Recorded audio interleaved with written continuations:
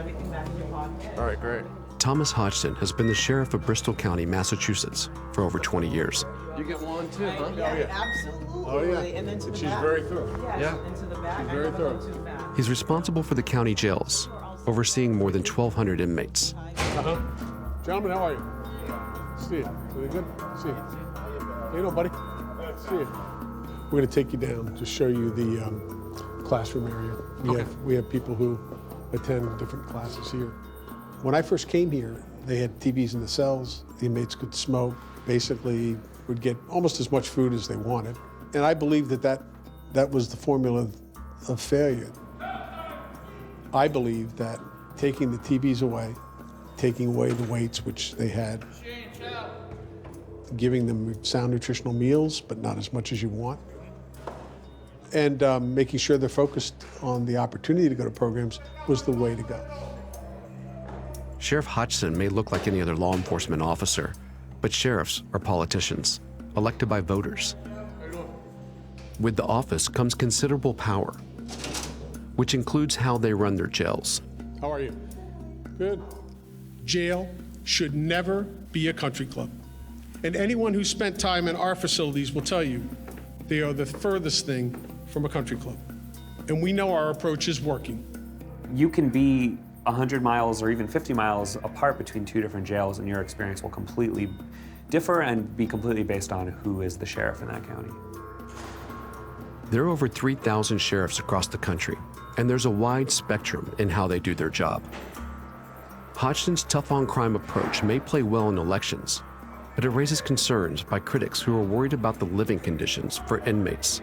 Sheriff Hodgson has done many things to humiliate prisoners and to deprive them of basic comforts, putting them in chain gangs out on the street, cramming them into small cells, having them sleep on the floor, charging $5 a day for the privilege of staying in his facility. Many sheriffs don't have term limits, and once they're elected, there are very few checks on their power. Right. In most cases, no one can fire them. In this episode of Fault Lines, we look at what can happen when the power of a sheriff goes unchecked. They have this huge amount of autonomy, huge amount of independence, huge amount of authority. They make decisions that really dramatically affect people's lives, including life and death questions. That always breeds problems when you have a lot of authority and not a lot of accountability.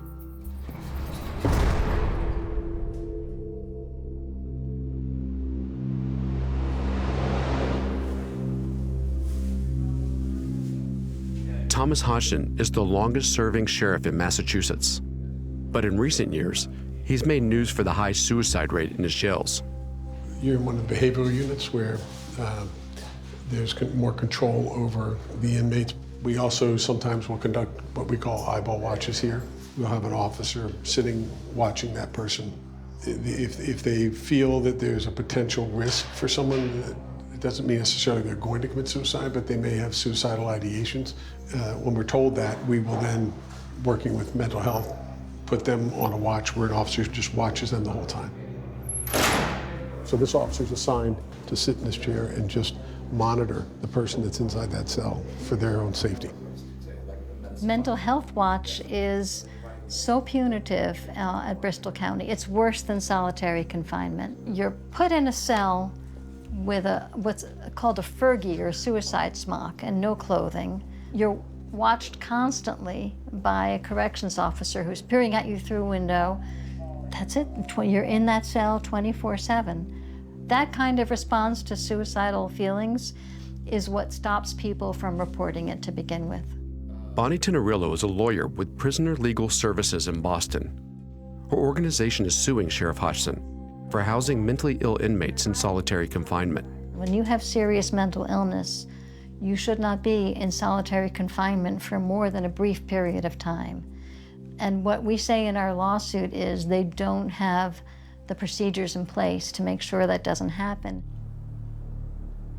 The suit also alleges that prisoners in Bristol County jails are not getting adequate mental health treatment.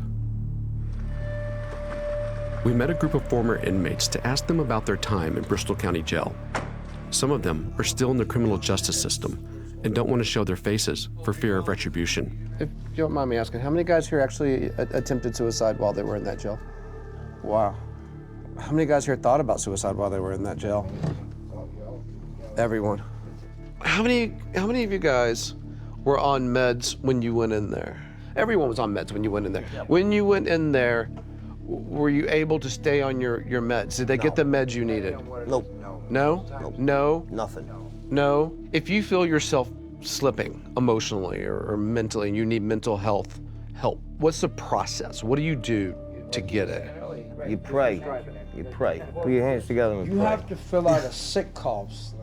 They supposed to, I think they have 1 or 2 or 3 days to get back to you, but sometimes I used to go weeks and weeks and I have to keep putting it in like one every day until they see me, until I was just about ready to hang it up.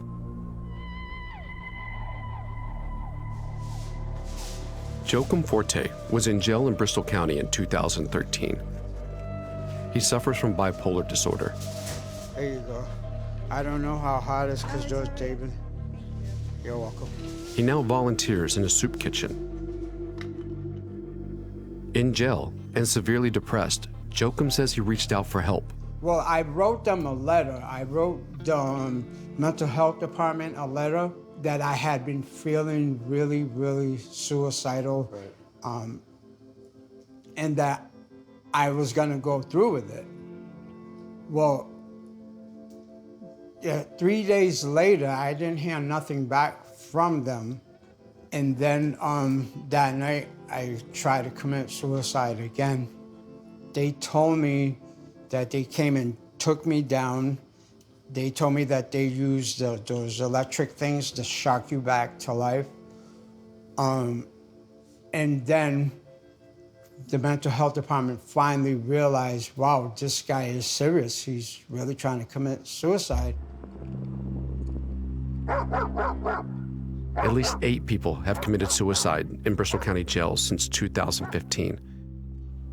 Twice as many as other jails in Massachusetts, and 3 times the national average. We spoke to a woman whose partner of 24 years killed himself while in Bristol County jail. She didn't want us to show her face on camera. So this was actually the photo that we used at the service, because it was one of my favorite photos of Mike, just because his eyes looked so green. Michael Ray was an inmate in Bristol County awaiting trial in 2015.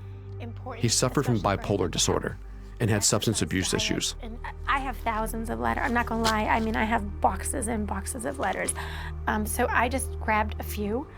He wrote to his partner about conditions in the jail, telling her that his requests for help were ignored.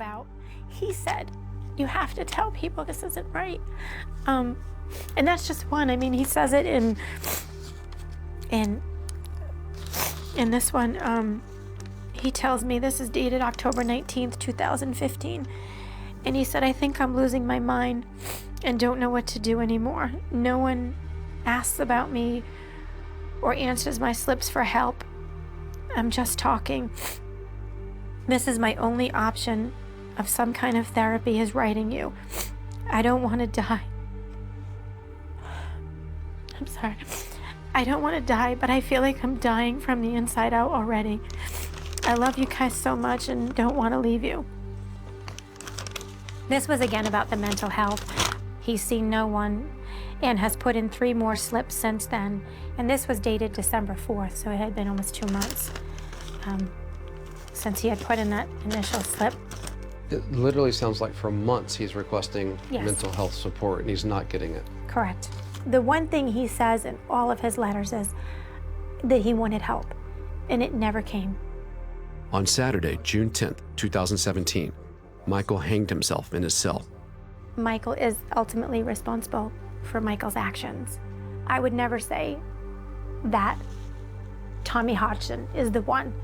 What I would say is, I don't believe that that facility is ever going to change their practices as long as their leader is Mr. Hodgson, because I think that he really thinks that he does a great job. And that to me is so frightening and so sad. Sheriff Hodgson said that no cases of suicide or attempted suicide were related to a lack of medical or mental health treatment. After the death of Michael Ray, Sheriff Hodgson ordered an internal investigation into the suicides of 7 inmates between 2015 and 2017. The report found that all medical, mental health, and security standards were met. I don't think that an internal review is a substitute for oversight. There's no watchdog that's saying, let's look at these practices in the counties, and it's a real vacuum, and self-reporting can't substitute for that. You seem like a results-oriented guy.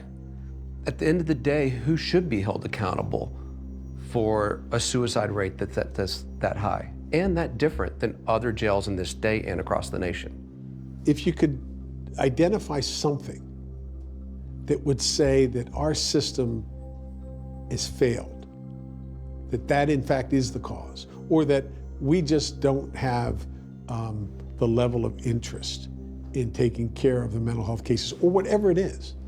Look, I'm responsible for everything that happens here. I'm the sheriff. So I am ultimately responsible for everything. If you can't identify what it is, at what point do you got to step aside? Because you have the duty of care. And if that duty of care isn't being taken care of and you don't get why, who gets to step in and say, we just need a new team here? Well, ultimately the citizens do. I think it's a problem when law enforcement policies and incarceration are governed only by the popular opinion. Prisoners are protected by the Constitution from any kind of popular impulse to unfairly punish. I have never seen clear evidence that a sheriff faced serious electoral repercussions for the treatment of inmates in their jails. You know, sheriffs hold an incredible amount of power and are allowed to run the jails in the ways that they see fit, and we see a lot of abuses, and then we don't necessarily see those abuses show up in the next campaign cycle.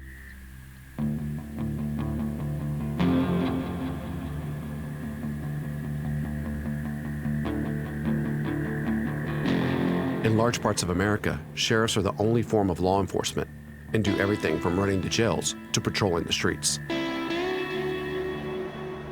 But they also have a dark history. Here in the South, sheriffs played a violent role in the Jim Crow era and in suppressing civil rights activists in the 1960s. To this day, sheriffs are still a remarkably homogeneous group. They are 95% male and 99% white. In 2008, the parish of IBERIA in southern Louisiana elected a new sheriff. He was a retired state trooper named Lewis Ackle. Saturday, vote Lewis Ackle, sheriff. You know, we keep blaming the bottom for what the top keep allowing. Kevin Broussard and Whitney Lee grew up here. Wherever you see a track and a lot of blacks, it's West End. Because no businesses come in here. When you get like Louis Street, that's when the white side of town starts. Sheriff Ackle campaigned on a platform of reform, but soon after his election, he stripped away any internal oversight within the department. During his tenure, 10 of his deputies would plead guilty to federal crimes. In 2010, Ackle established a special unit to deal with what he saw as problem areas. It was called the Impact Team. Impact was designed for the West End. Impact was designed to terrorize the neighborhood. When Impact hit the street, it was best to get out the street. Tuesdays and Thursdays was their day. When Impact hit the street, everybody knew Tuesdays and Thursdays. You go in. When Impact hit the street, you go in. Because if you're on a bicycle, you're in a car, you're gonna get stopped, you're gonna get searched. It was known that there were Tuesdays and Thursdays? Oh, yeah, Man, that was the day. You get off the street Tuesdays and Thursdays. Because they coming. They coming. Sheriff's deputies would later testify to routinely beating up and making false arrests in the West End. But the abuses of power didn't stop there. As Whitney Lee found out when he was awaiting trial in the IBERIA Parish Jail in 2014. It started out simple enough. They'd come in and they were going to do some searches, some strip searches, kind of a shakedown type thing. Clay Burgess is Whitney Lee's lawyer. and has at least a dozen pending lawsuits against Sheriff Ackle. Whitney has had some breathing problems. He was in medical. They pulled him out of medical to kind of be part of this shakedown. So I tell the warden, say warden, I gotta get my breathing treatment. He said, I don't give a f, get on the yard. I said, that's the way you feel. Like, yeah, okay, so I goes on the yard. But then the officers started commanding them to get on their knees. I don't want to be gross, and put your ass in the air for your girlfriend, put your face down like you're praying for Allah, and just abuse, general abuse. But Whitney's problem was when he was down in these positions, he literally was having trouble breathing. Everybody got on. I told him, I stood up. I said, sir, I can't get on like that, man. I said, I can't breathe. I said, I didn't have my breathing treatment. I suffer with asthma. I showed him my asthma pump. He said, I don't give a f, you gonna get on? So I told him, I said, no, I'm not getting on. So he grabbed my shirt and took out his little stick, and he hit me like about 6, 7 times on my leg. They became more and more frustrated as Whitney didn't just crumble and cry and beg for mercy. And the more Whitney, not fighting back, not resisting, but simply standing there calm, which is just, quite frankly, remarkable, as they are beating him, it infuriated him. So to the point they got so frustrated, they backed up with a shotgun and shot a big beanbag round at him, couldn't be 10 feet away. The pain had to be enormous.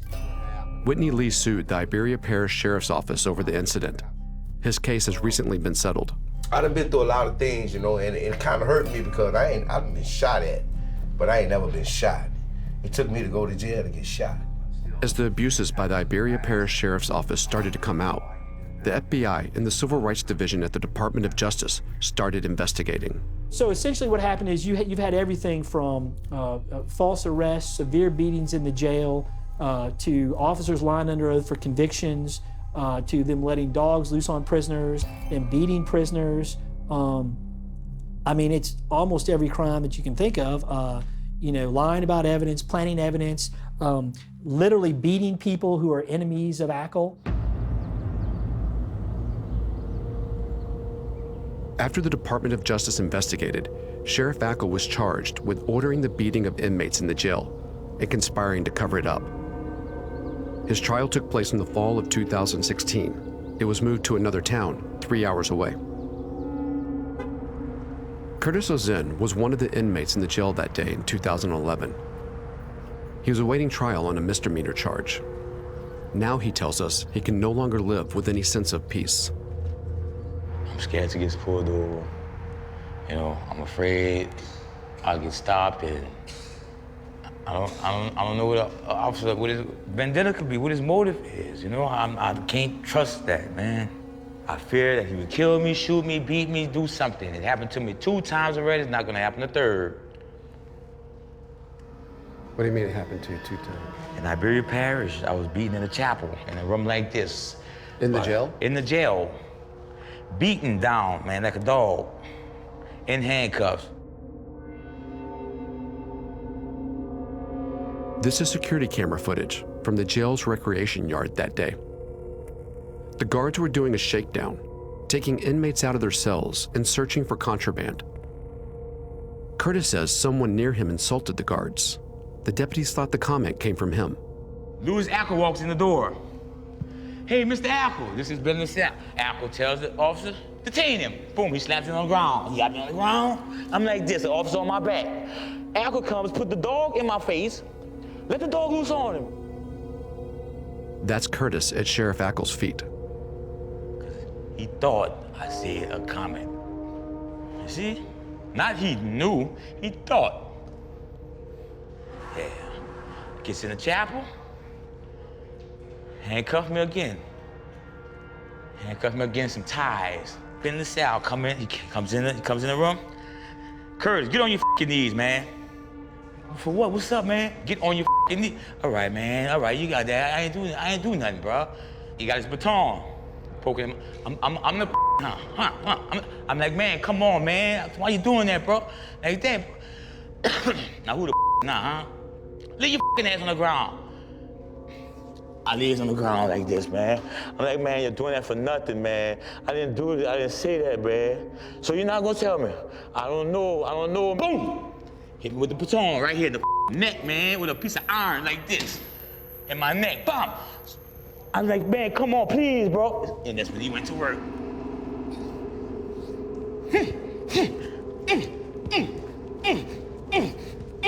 Mother, I told you, mother. Who now? Who now, mother? Huh? Man, you did that for nothing, man. I didn't say that, bro. Well, tell me who the said it. Cops to beat me up in the jailhouse where I'm supposed to be protected. And I'm in here on a misdemeanor. The lowest crime a person could commit, man. Word got to Curtis's mother, Dorothy Ozen, that he had been beaten in jail. She says it took her 2 days to finally get the warden on the phone. Tuesday morning, I called back, and then I finally spoke to him. And he told me, Miss Ozen, I don't know who giving you this information, but nothing happened to Curtis. Curtis is fine. I said, but I want to come over there. I want to see him for myself. Well, no, you can't come over here because it's against policy and this and that, and we can't let you see him. I said, well, looks like I'm gonna have to go a little bit further than you. About an hour, maybe an hour and a half later, he called me back. He said, Miss Ozen, we're gonna take him to the hospital. I said, what you mean take him to the hospital? I said, is it that bad? He said, well, he got a few scrapes, this and that, but we're gonna take him to the hospital just to have him checked out. It was 2 days before Curtis was taken to the hospital. I had a fracture under my eye, broken bone, broke fractured rib, a fracture in my kneecap from a baton stick.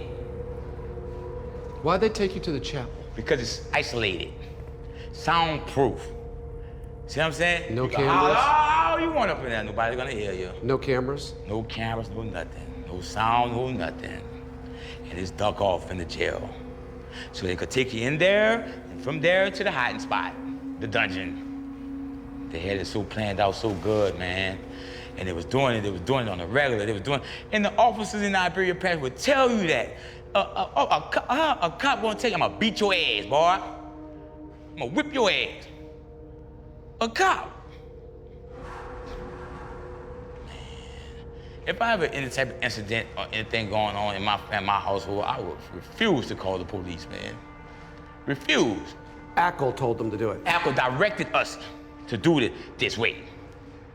No other way. This way. And that was the law. And he's still a sheriff of IBERIA Parish. I don't understand. How certain are you that Ackle ordered the beating? I heard him tell them to deal with me accordingly. Well, what's accordingly?